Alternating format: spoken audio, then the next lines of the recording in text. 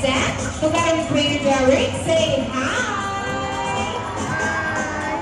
Well, on the other side is one of the eldest female South American feline that we have here. And according to her trainer, she is the smartest.